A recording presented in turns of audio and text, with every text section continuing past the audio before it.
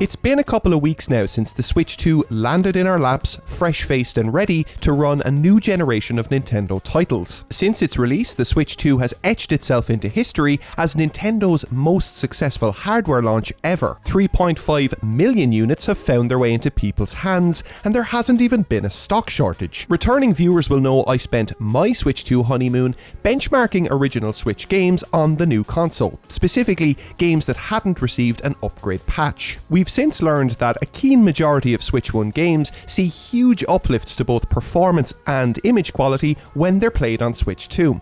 In many instances, the new console's back-compat muscle transforms unappealing misery ports into genuinely appealing prospects. As a community, we've built out a clear picture of the Switch 2's back-compat chops. However, I want to return to the topic for one more rodeo. We know more now than we did prior to release, so why not dig a little deeper? To do that, I've curated a fresh selection of Switch 1 ports for analysis that fell short of the mark in one way or another back on original hardware. I've also made sure to pull suggestions from the comment section of my last video. There were some great callouts there, so thank you for that. Throughout the video, we'll compare the technical performance of these games running on both the original Switch and the shiny new Switch 2 in docked mode.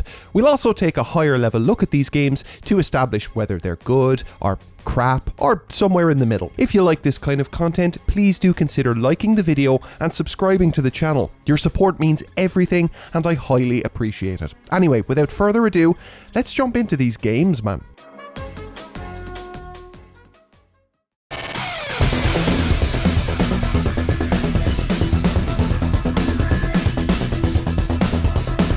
It's easy to forget now, but when Lego City Undercover was announced as a Wii U exclusive in 2013, it felt like a fever dream. The prospect of a family-friendly GTA clone married to the slapstick humour of Traveller's Tales Lego games felt as bold as it was fitting.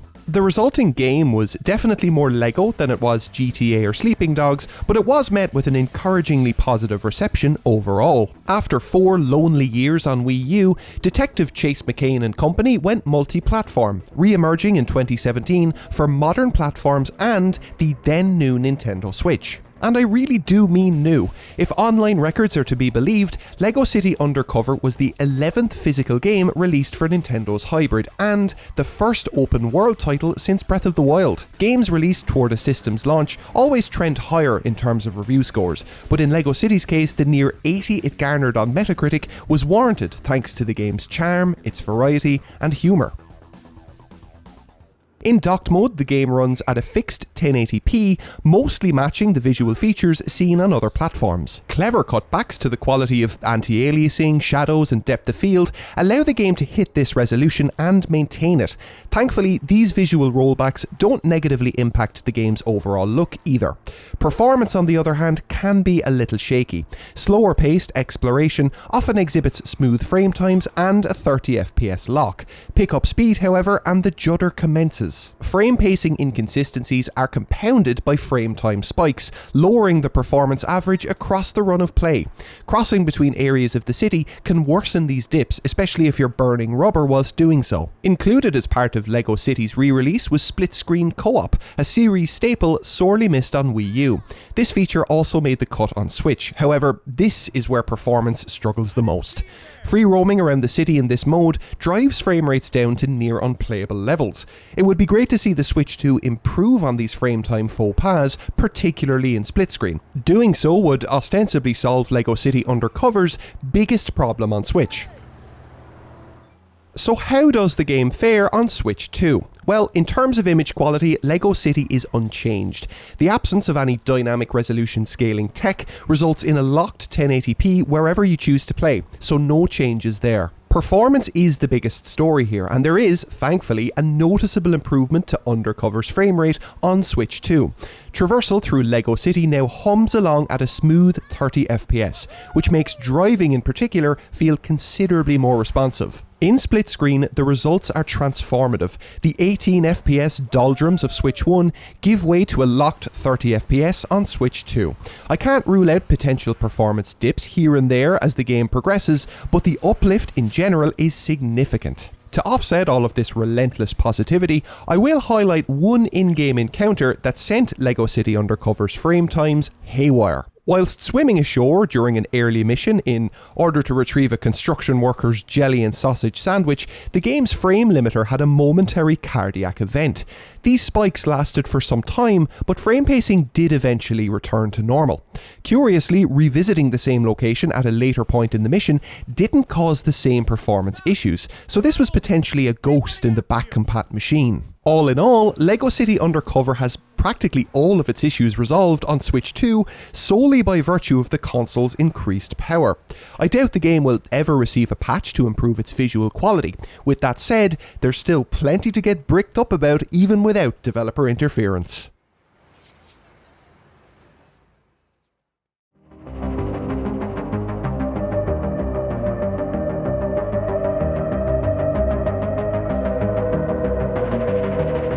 Nearly 2 decades ago, the Stalker series kickstarted our collective obsession with gaming's favourite nuclear catastrophe. Now, almost 20 years later, studios like the Farm 51 are nudging the Chernobyl exclusion zone in new and interesting directions. Chernobylite is part survival horror shooter, part base builder, and altogether an intriguing non-linear romp. It inherits a lot of its visual flair from Stalker, but that's about it. Mechanically, it's a very different game. Crafting and resource management are central to your success in Chernobylite, along with how effectively you can leverage a growing team of allies. You send these pals out on missions of their own, so long as they've been rested, fed, and suitably equipped with gear. You'll set out a plan of action for yourself and your team at the beginning of each in-game day, and despite the game throwing up an ever-expanding list of priorities to manage, your to-do list never feels especially overbearing. Games like this live or die by the moment-to-moment stress they place on the management side of their economy, and Chernobylite nails it. The game is an exclusive member of the Just One More Day Club, rubbing shoulders with titles like Stardew Valley and Project Zomboid. Now, everything I've just said I can heartily apply to the PC and next-gen versions of Chernobylite, which, for reference, look like this.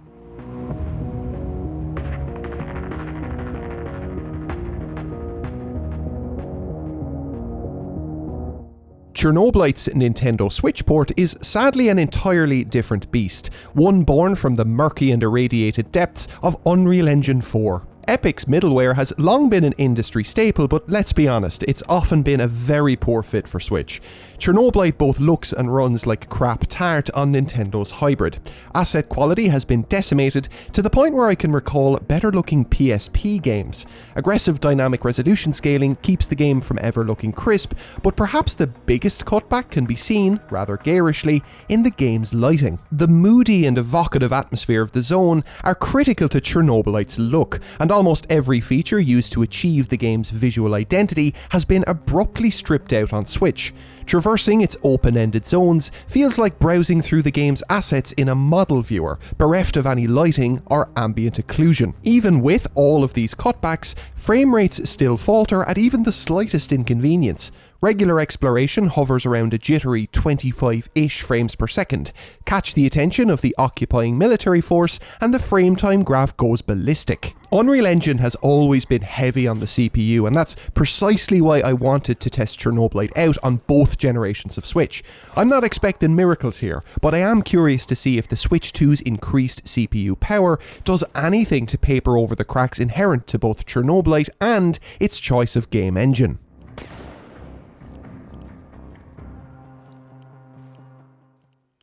Pivoting to Switch 2, and I'm well aware that any improvements to image quality here will be tokenistic at best and like polishing a turd at worst.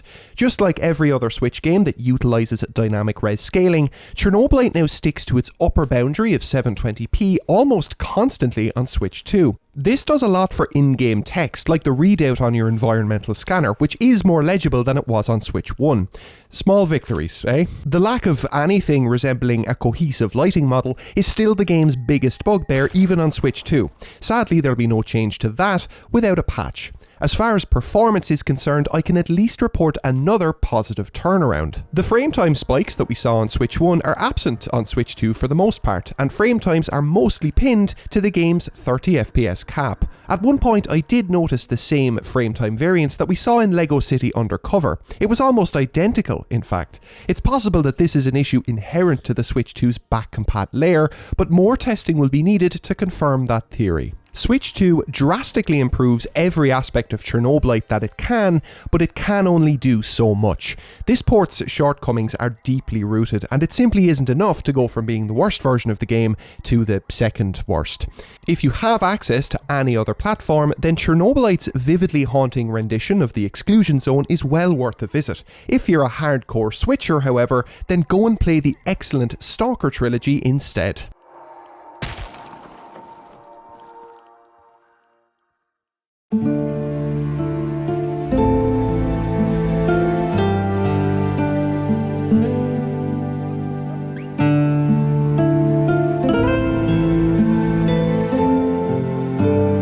First released in 2009 for the PC and Xbox 360, Risen is the hidden RPG gem you've been looking for. Charmingly ambitious yet disarmingly rickety, it's one of those games that prompts sickos like me to talk for hours about persistent worlds and diverging narratives. Washing ashore all amnesiac-like, Risen's opening hour nails the experience of being a stranger in a strange land. The temperate island setting of Ferenga quickly pivots from beckoning you with Mediterranean beauty to battering you with subterranean beasties. I could sit here for hours and eulogise Risen's janky branching game design, however there's only so much I can fit in a single paragraph. Sure, the character models look like they came from a GPU's retail packaging, but trust me, this game is worth your time. Risen is characterised by a kind of haphazard emergence that you don't see very often, and I mean that in the best way possible.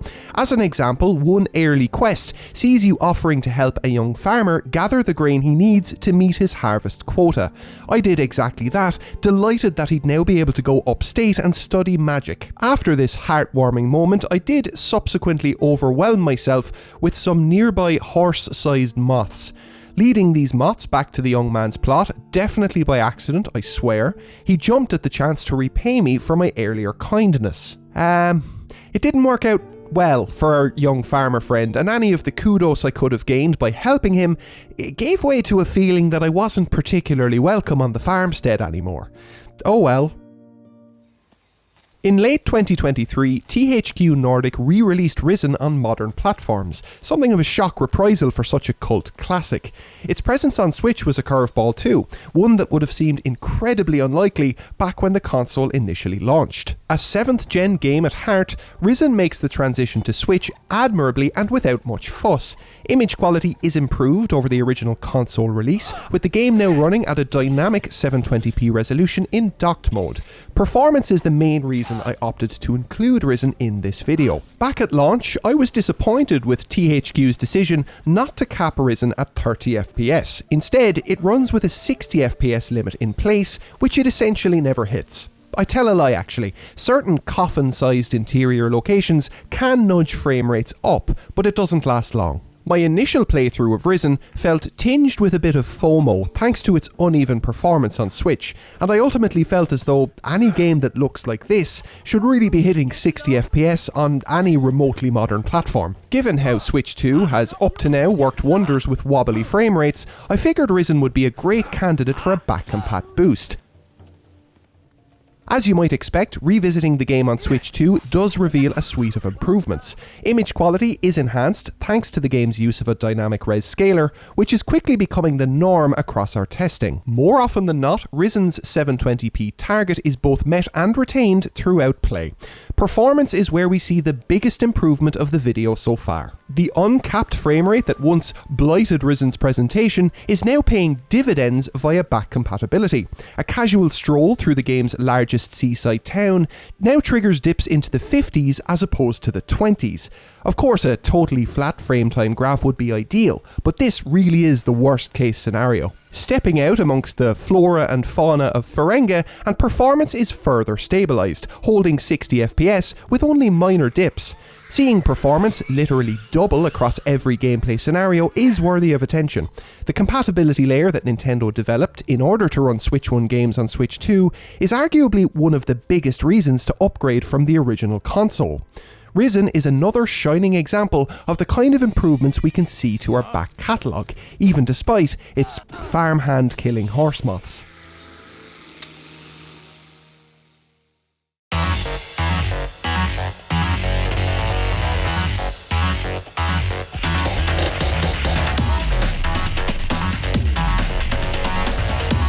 Ask any cohort of Yakuza fans what they like most about the series, and you'll come away from your survey convinced that no one you spoke to was talking about the same game. Some respondents will surely highlight the series' brisk and accessible combat, or its gritty criminal allegory. Then on the flip side, you'll get freaks like me that love the tonal whiplash of a good Yakuza game. 1 minute, protagonist and chief martyr Kazuma Kiryu slumps over the lifeless body of a key ally. As rain streaks down his face, he dramatically turns his head to the sky and scolds himself for not protecting those he holds dear. The next minute, you're off to buy loo roll for a man who can't stop shitting. Or you have to fend off anti-hero Goro Majima, who's pretending to be a taxi driver just so he can fight you. The Yakuza series is gaming's favourite fever dream, and that's one of the reasons why the franchise has now ballooned to 9 mainline entries, not including remakes and spin-offs. For many years, plenty of us felt as though Yakuza was long overdue a rest stop on Nintendo's handheld. In late 2024, Sega finally answered the call, porting Kiwami, a remake of the first game, to Switch. As excited as we all were, it wasn't until we got the port in hand that we perhaps began to realise why the franchise hadn't appeared on Switch until now. Originally released for the PS3 and PS4 in 2016, Kiwami's Switch conversion shares an unfortunate amount of its DNA with its PS3 forebear, particularly when it comes to performance, resolution and pop-in. One exception on Switch is its texture quality, which is a closer match to the newer gen versions of Kiwami. This is a welcome reprieve given the port's myriad shortcomings. Now don't get me wrong, Kiwami is still a good looking game on Switch, it's simply downgraded in ways that I perhaps didn't anticipate. The game operates with a dynamic 720p resolution, but it routinely has to pull back from that target in order to maintain performance. Coupled with the game's low-fidelity anti-aliasing, distant scenery in particular is left looking muddy. Despite that dynamic resolution scaler having one job, it doesn't make a great effort to keep performance steady. Kiwami's frame rate on Switch is all over the place, and there doesn't seem to be much rhyme or reason behind its frame time spikes. Multi-bloke combat will often hum along at a smooth 30 FPS, only for a one-on-one scrap with a drunken salaryman to drop frames like nobody's business. It feels as though the game's resolution scaler either isn't dropping low enough to mitigate these dips, or it simply isn't choosing the right time to shed pixels. There are certain in-game locations that will drop frames pretty reliably, such as the neon wilderness of Nakamichi Street. With that said, performance dips rarely seem directly tied to either GPU or CPU load. It's a bit of a technical wildcard then. Loading the game up on Nintendo's new machine and we see a predictable bump in image quality owing to Kiwami's dynamic res scaler. Pixel counts now amount to 720p across all of my tests, which is welcome. The game's rather raw image treatment does mean that jagged edges are still commonplace, but at the very least, a consistently higher resolution results in marginal improvements to distant detail. Performance testing on Switch 2 is where things get interesting, and by interesting, I mean that I'm coming away from the game with more questions than I have answers, which might not be ideal. With the exception of one finishing move toward the end of a heated street brawl, my FPS tools report near perfect performance within Kiwami across a full 10-minute window of play. The way my analysis software works is that I feed footage into it after the fact, so I don't see performance data as I'm playing. Whilst capturing Kiwami, I felt the same judder that I originally felt on Switch 1, but the frame times that are being reported here are as smooth as Kiryu himself. I hope you can see what I'm talking about in the footage I have currently playing on screen. Camera movement tends to stutter and skip across large, sweeping motions, giving the impression of a frame rate hitch. I'm at a loss as to what's causing this. Could Kiwami's camera animation bug out at 30 frames per second? Or have I just been looking at frame time graphs for too long? As a bonus quirk, there is a tiny little bit of 60 FPS goodness hidden in Kiwami on Switch 2. Whenever a rogue hoodlum stops you in the street for a bit of roughhousing, there's a brief transition that takes you from exploration into combat. During that switch, for whatever reason, the game runs at 60 FPS on Switch 2. It's extremely brief. Did you catch it?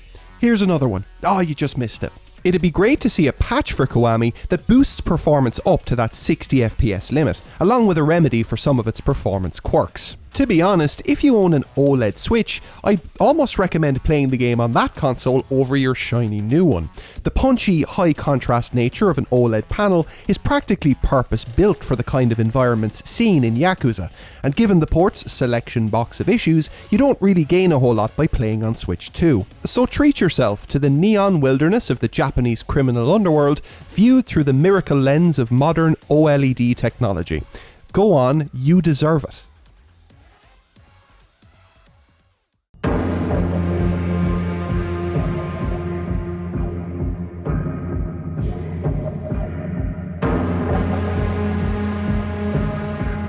You know the saying, you wait 4 minutes for a Souls-like and then 62 of them turn up at once. The ubiquity of FromSoft imitators across digital storefronts these days is enough to send even the most ardent Get Good gamer thrusting themselves headfirst into the nearest bonfire. Even so, there is a focused collection of Dark Souls imitators out there that many hold in high regard, and Cold Symmetry's Mortal Shell is one of them. First released in 2020 for the PC, PS4 and Xbox One, the game eventually made its way to Switch in 2022. Cold Symmetry's inaugural effort treads incredibly close to its source material in many regards. Friendly NPCs speak in hushed regional accents, whispering esoteric ramblings that just about contextualize the game's world. Branching environments loop back on themselves like a 3D Metroidvania, and little bastard enemies jump out of hidden alcoves, doing away with half your health bar in the process. Games like Mortal Shell are often branded love letters to existing titles. Fair enough, but I think a forgiving term like that can only be justly applied if the game confidently stands on its own 2 feet. Otherwise, it's just plagiarism. Thankfully, Mortal Shell can parry with the best of them. Unique mechanics like the eponymous shells allow you to wear fallen warriors like some kind of skin suit, inheriting their skills along the way. Respecking is also less of a gamble or a time commitment than it is in Dark Souls, and even though the game is still nails hard at times, it never feels like you've leveled yourself into an evolutionary dead end. Now, this is all great, but there are 2 big caveats to Mortal Shell's Switch port. Firstly, the game was made by a small team of indie developers. Secondly, it was produced using Unreal Engine 4. Not to discredit the folks behind Mortal Shell's Switch port, but independent studios aren't exactly known for their ability to work black magic with Epic's middleware. Much like Chernobylite earlier in the video, Mortal Shell has been extensively contorted in order to fit the Switch's narrow power profile. Chernobylite's pruning resulted in the game looking like an N64 demake. Mortal Shell, on the other hand, actually manages to retain much of its atmosphere despite heavy cuts to both texture quality and polygon counts. Smart redesign of the game's assets ensure that the leaden ambience of Mortal Shell's world is mostly preserved. There is no such thing as a free lunch, however, especially when you're optimizing for an antiquated smartphone chip. Vigorous dynamic resolution scaling often nukes the game's resolution, giving image quality the old petroleum jelly treatment. You'd hope these distressed pixel counts would benefit performance, but they don't. Stomping through Mortal Shell's grim expanse has frame rates hover anywhere between an uncapped 25 to maybe 30 FPS. Start swinging weapons at pasty fellas and the frame time graph is put under considerably more duress. Mortal Shell's gut-wrenching performance, coupled with its indistinct image quality, elicits an experience akin to playing PSP on PCP. Skipping across to Switch 2, and, well, those of you who've watched the video up to this point will already know what's coming. Thanks to the game's dynamic resolution scaling and its uncapped frame rate, Mortal Shell gives Switch 2's added grunt ample room to maneuver. Image quality is significantly improved on the new console, with the game now maintaining constant temporal stability. As for performance, results are definitely positive, but the game hasn't scored the home run you might hope for. A common bonus associated with playing Switch 1 games on Switch 2 is that titles with uncapped frame rates can often see a 2 times improvement to performance on the newer console. Mortal Shell confidently slips into that category. However, the game's already capricious performance is just as variable on Switch 2. Much like Deadly Premonition, which I tested in my last video, Mortal Shell's framerate still loves to jump around the place. It just does so within a different tier of performance. There are quieter instances and smaller locations that will allow the game to breeze along at 60 frames per second. As soon as anything more exciting than photosynthesis starts happening though, that's when frame rates collapse. Combat will operate anywhere down as far as 35 FPS, a cavernous drop from that upper target. Taken on its own terms, Mortal Shell is an earnest addition to the constantly growing pantheon of decent, worthwhile Souls-likes. It would be fantastic if the game was either capped at 30 FPS or put through another round of optimization targeted at Switch 2. Even still, I'm going to keep Mortal Shell on my Switch for the foreseeable, just in case I feel like getting my leg caught in yet another poxy bear trap.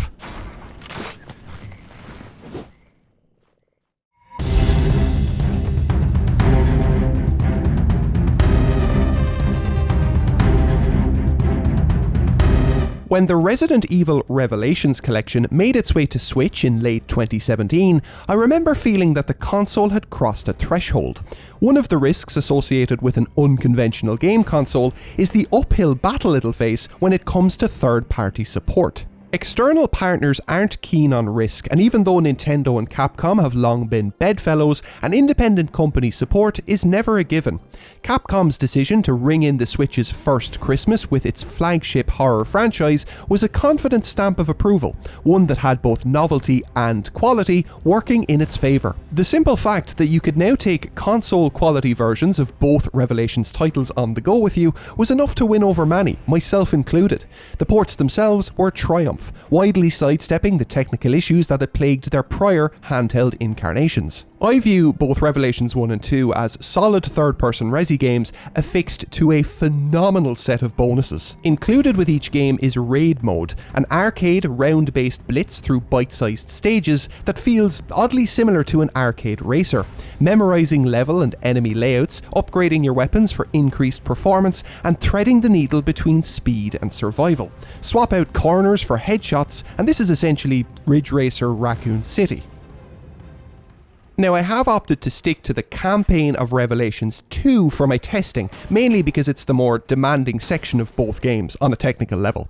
On the original Switch, the game runs at a native 1080p in docked mode. There are no dynamic shenanigans to be found here. In terms of image quality, Capcom has refrained from implementing any kind of anti-aliasing on Switch, so whilst you do get a higher average resolution than many other Switch games, jagged edges are commonplace. Now, the game's pre-PBR art style and distinctly 7th gen look are a solid fit for Nintendo's handheld, so the game still looks great despite the lack of AA. As far as performance is concerned, both Revelations and its sequel run with an uncapped frame rate on Switch.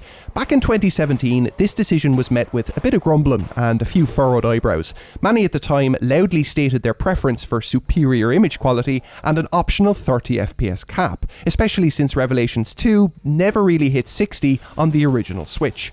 Frame rates thankfully never dip to an unacceptable level, but the game does stumble around the 30 to 50 FPS no man's land. Based on our Switch 2 testing so far, Revelations 2 is a fantastic candidate for a back compat boost. And as you'd expect, the extra horsepower provided by the Switch's new understudy is put to very good use within Revelations 2.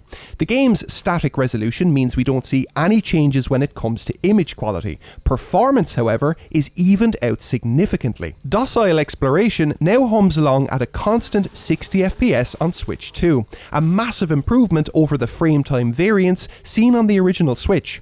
Combat versus small groups of beasties does a keen job of sticking to that 60 FPS target, with only occasional dropped frames harshing the flow. The only time I encountered a notable hit to frame rate was during this combat sequence toward the end of the first chapter. Even then, the main factor driving performance down was this unfortunate burning man.